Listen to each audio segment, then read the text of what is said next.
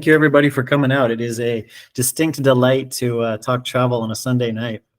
Morning for you guys, but Sunday night for me. Hence, if we are in the Low Countries, you gotta have a beer here. So I got a local Trappist. So don't worry, it's not a breakfast beer. It's a supper beer. So don't judge me. All right, today we're talking about the Benelux, or the BENELUX, as they say here, because it's Belgium, Netherlands, and Luxembourg. It can be kind of an unfamiliar term for a fairly familiar part of the world, but one that's worth checking out. So I think a lot of people have been to Amsterdam, which is understandable. I love that city. It's very important. If you've been on tour with me, you know I think Western civilization as we know it can't exist without it. I'll probably talk about that on our tour too. But I'm not a fan of single narratives. There's not just one aspect to any big story or any fascinating country. So you got to come see more. Once you've done that one must see, you got to come see more. So this is what I'm going to show folks. We're going to start down here in Rotterdam. It's only about 45-minute train ride from Schiphol Airport or from Amsterdam, 45 minutes or an hour. So super easy to get to. And then we'll see more of it. If I start talking about the other things on the tour, we will be here all night. And I'm going to try to keep this as short as possible. So I'm going to zoom through basically just Rotterdam because I want you to get a sense of what it offers. There's my city. Oh my gosh. I am so smitten with this city since moving here. I knew I liked it when I moved here, but the longer I spend here, the more and more I love it. It might look unusual or a little different from what you're used to from if you think of Amsterdam. But there is so much to enjoy here. But if you're thinking, I want the quiet, cute little streets, the cute old golden age canal houses and everything, all that, don't worry. We have that on the tour. This is Leiden. We'll go up to Leiden. We'll go to Den Bosch. I'm definitely going to make sure we have that Dutch golden age stuff because I love it too. But you got to come to Rotterdam. How's that for different? You've got the river flows right through here. You can see the kind of stacked buildings on the left there are one of Rem Koolhaas's famous designs, the Rotterdam. And there is an awful lot here. But if you're thinking Rotterdam may have no history. Because if you're familiar with it, one of the things people usually know about Rotterdam is that it was destroyed in World War II. On the 14th of May, 1940, the Germans came through and said, Netherlands, you got to surrender or we're going to bomb Rotterdam. And there's a whole story to it, which I'll tell you on the tour. But they ended up destroying most of the city because you light fire to something and then you get the wind off the North Sea and your city can disappear. So they rebuilt it. Does that mean Rotterdam has no history? It doesn't mean that because there were a couple things left. We have a Gothic church, 500-year-old church. Don't worry, you got to have one of those or you don't exist in Europe. But there's more recent history that is remarkable and interesting. For example, just off to the right of this picture, you got this beauty, the SS Rotterdam, the Holland America line, the one that used to bring all of the immigrants over from Europe over to Ellis Island and in New York and to kind of fill up America during the late 1800s, early 1900s, was based in Rotterdam. So this was the last of those big ships when they made them big, these kind of grand ships that brought people over, and it's anchored here in Rotterdam. And now it's a hotel and a restaurant and a great place to watch the sunset. So we'll be checking that on the tour as well and then going through that neighborhood. But the rest of Rotterdam on the other side here has so much to offer. I took this picture from the roof of Europe's first skyscraper. It was the first one. Nowadays we look at it and we wouldn't think too much of it, but at the time it's what 43 meters or something was the first one as they figured out what to do and how to do it. Now this side shows you that's the old harbor right there, great place to eat. And then you see a couple of the landmarks you also may have heard of if you have a head start on Rotterdam. You've got off to the left, you've got the arch of the market hall, and then kind of right in the center, just to the right, you have those little triangles of the cube houses. So those are two of the things people have heard of. I want to touch on those real quick as I give you just kind of an introduction to what is in Rotterdam and what you can see here. The market hall, pretty new, opened just about 10 years ago. And it demonstrates this Dutch desire that's really forward looking. Because after the bombing of Rotterdam, the country and really the continent said, we need to preserve our old buildings. So that's great, especially for us tourists who want to go see them. But for a city, as they move forward in the present tense, they got to figure out how to do that. And Rotterdam is a place where they're really able to play with that. And sometimes it seems like, I don't know if it's just me, it seems like everything beautiful was built in previous centuries and anything in the 20th century was a little drab. And nowadays that's not the case, because inside the market hall, you have what's maybe, depending on who you ask, the largest work of art in Europe. This ceiling, they call it the Sistine Chapel of the Netherlands. And it's food. That avocado alone makes me spend more every time I go in there. Inside here, you got 95, I think, different food stalls selling all kinds of food. The Dunkin' Donuts is no longer there, don't worry. They have all sorts of food in there. And then if you look on the little squares, those little dark squares on the roof, those are the windows of apartments, because they want to have a market. They want to have a traditional European market, but it rains a lot here in winter. We're sitting here in January. Let me tell you, it's been hard to take a photo that is blue sky. But during summer, it's much better. That's why I put the tour there. But they wanted a cover to stay out of the rain, but they also wanted the airy feeling, because you don't just want a mall, but then you need to use that space. So those are apartments. People live above the market there. It's a very Dutch use of space, but it also has a parking garage underneath. And when they dug, they found stuff. So there's a museum in it. It's the only parking garage I know of that has a museum in it. It's very Dutch. Then the cube houses. If you've seen these things, I have 7,000 pictures to choose from, because I can't walk through without enjoying the angles of it. But the cube houses are not just sort of a quirky little sideshow. They are part of the discussion of how do we want the future to look like? Because they started rebuilding Rotterdam, and they put in a bunch of big boulevards. You know, they wanted a little space. They said cars are a thing now. Now that we don't have a medieval city, we want some cars, some space for that. But things started getting kind of spaced out and spread out, and they didn't have community. So Piet Boom, the architect who made this in the 70s, said, what if we make kind of a forest of housing? So the idea is you make these houses, these cubes, and you raise them up on a sort of architectural tree, which frees you up to have the bottom space. That kind of ground floor is a shared public space. So you can still have a community area with the lifted houses. That's interesting. And I just kind of love the audacity of it. You can go in them inside there. They're quirky. Let me tell you, I don't know if I'd really want to live in one permanently, but they are a lot of fun to check out, and just part of the discussion of what housing can be. Rotterdam in the 60s, 70s, 80s was a pretty rough place. It had a lot of drug use and crime, and it was pretty run down, pretty industrial. It was a little rough, and the city said, let's be deliberate with how we want to do things. So this is one of the first kind of housing projects they made. And they said, we want them to be these cute little like gnomish homes. If you've heard the word gezellig or gezelligheid, it's similar to the Danish hygge, which IKEA picked up. It's this idea of coziness where you get home and you maybe you get some nice light, but you have your candles and your soft rug and your furry slippers and a cup of tea and a candle, and you get through the winter. And then in summer, you got a little terrace. This is one of the examples that they did with that. It just is, they kind of pioneered it. And you can see from the start, they were saying, we don't need just right angles and straight lines. Let's be a little more creative with space. They have since gotten even more interesting. This one is always kind of an eye catcher, and it's just such a good example. Do you know what that is? That's a storage unit for one of the museums, because Rotterdam has amazing museums also. This is attached to the museum Boijmans van Beuningen. This is just their storage depot. Most museums put 6-7% of their stuff out, and then the rest of it is just in storage. You can't see it. That was true of this museum too, but they said, hey, we're going to have that depot, that storage unit. Let's make it accessible and let's make it interesting. But we don't want to have it just be this big squat structure on the city. So they made it interesting with the shape. You put a cafe and a garden on top, and then they made it all reflective so that the rest of the city is reflected in it. So it's this museum that's exhibiting the city to itself, and it's just a great place to hang out. This one on the left is a picture of inside the thing. It's amazing to walk through, and it's kind of lightly curated, so it's not like a full museum. It just feels really playful. Playful is the word I keep coming back to when I think about Rotterdam. And that's why I had some blank space, so I chucked this one in on the right as a bonus.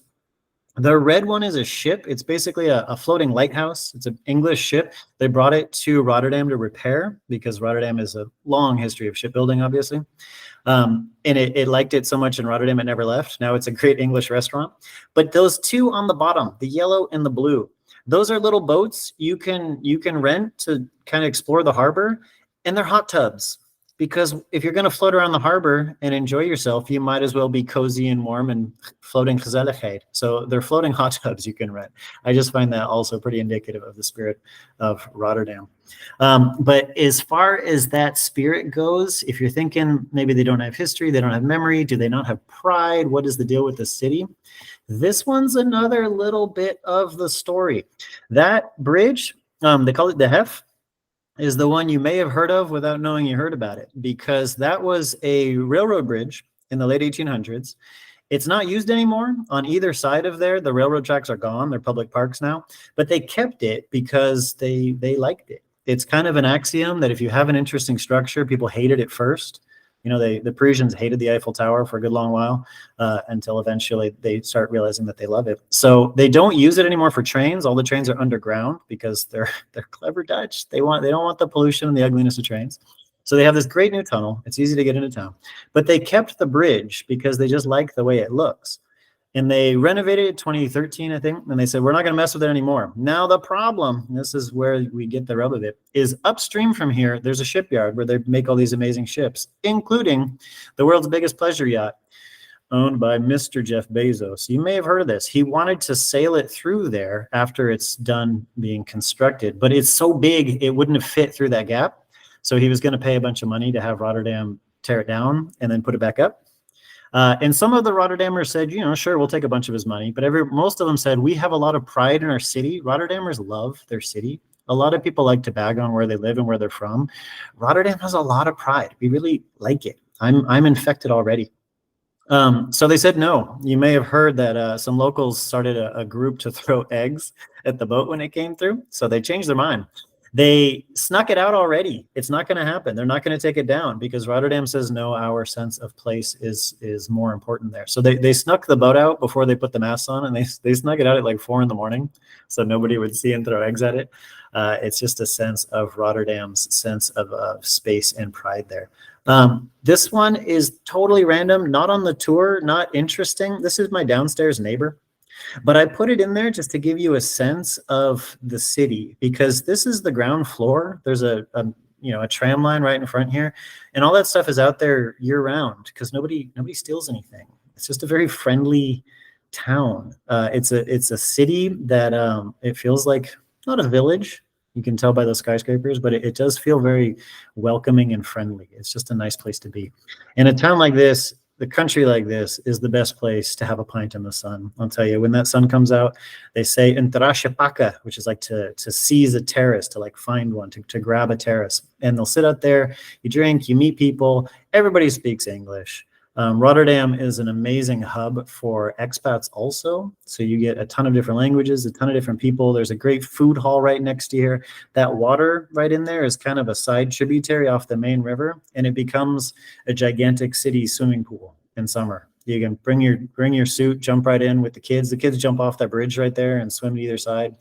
They're going to put in an entire beach in there over the next few years. It's an amazing place to be. And then this last one, I'm coming back to this same image because I have a confession to make. It's a little bit fiction. That's not exactly Rotterdam, because some of those kind of colorful looking ones on the bottom left, some of those buildings don't exist yet. I stole this from one of the developers, one of the architects of the projects they're going to be building. The plans for Rotterdam are inspiring. I think it gets really rare to see a hopeful vision of the future sometimes. I get annoyed when every movie that takes place in the future is this like desert hellscape of people murdering each other for water and oil. What if we had a vision for something a little better? Rotterdam's doing that. So you have all of these amazing high rises, which are interesting and mixed use. You have a lot of social kind of affordable housing that's beautiful. It's not what we think of as slums by any means. That's the fanciest part of town. And they're doing something else, because we take it as a given that if you build a city, you lose all the land the city's on. It becomes buildings, right?